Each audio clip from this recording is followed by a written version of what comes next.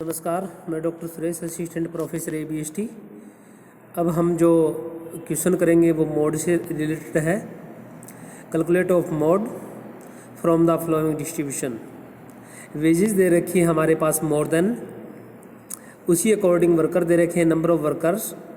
मोर than देखिए 80 से about, इसमें 80 से अबाउ में नंबर ऑफ वर्कर दे रखे हैं 160, फिर 90 से अबाउ 151, 100 से अबाउ 134, 110 से अबाउ 104, 120 से अबाउ 60, 130 से अबाउ 29 और 140 से अबाउ 10।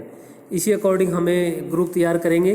ग्रुप इस प्रकार होंगे, देखिए 80 से 90, 90 से 100, 100 से 110, 110 से 120, 120 से 130, 130 से 140 और 140 से 150। इसी अकॉर्डिंग हमारे पास फ्रीक्वेंसी देखिए, फ्रीक्वेंसी हमारे पास हम लेस देन करते हुए चले जाएंगे, यानी 160 में से 151 गए तो फ्रीक्वेंसी हमारे पास 9। इसी अकॉर्डिंग 9, 17, 30, 44, 31, 19 और 10।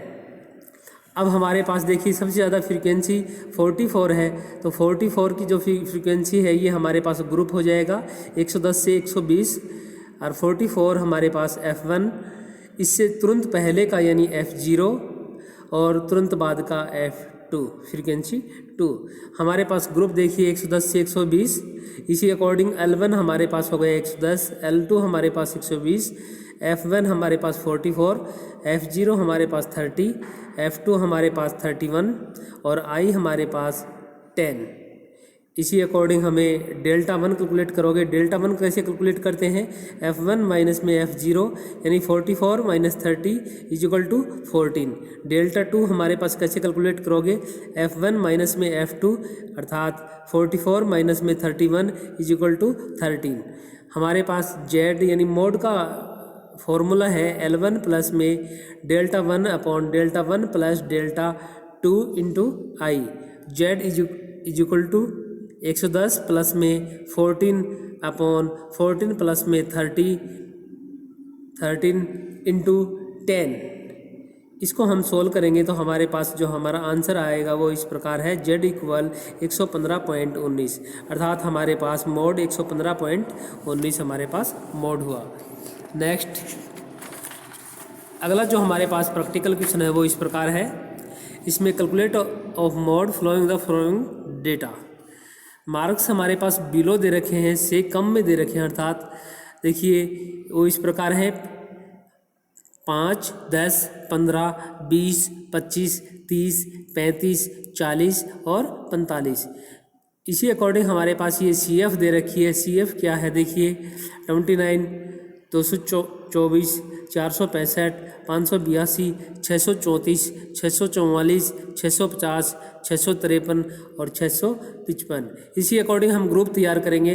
ग्रुप इस प्रकार होंगे, देखिए 0 से 5, 5 से 10, 10 से 15, 15 से 20, 20 से 25, 25 से 30, 30 से 35, 35 से 40 और 40 से 45। इसी अकॉर्डिंग नंबर ऑफ स्टूडेंट यानी फ्रीक्वेंसी देखिए, फ्रीक्वेंसी हम 29, 195, 241, 117, 52, 10, 6, 3 और 2।